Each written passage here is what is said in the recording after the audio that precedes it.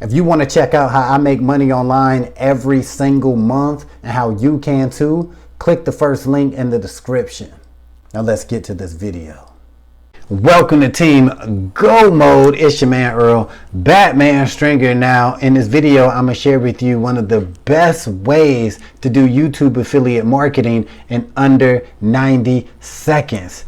And to be honest with you, you already learned it. If you watched the first few seconds of this video, which I'm assuming you did, you just seen exactly what you need to do to be an affiliate on YouTube. You see, all you need to do is make a short intro video, anywhere from 8 to 12 seconds, talking about your offer and direct people to that offer by telling them to click the first link in the description of your video. Now, the cool thing about this is it works with any sort of niche. You can do it on any sort of YouTube channel. It really doesn't matter. The whole key is to get people to your offer.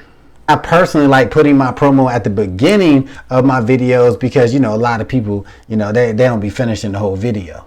So putting these short affiliate promos in the beginning or middle of your videos is a great way to get more people to your offer. Now, I ain't gonna lie, it don't get much easier than this.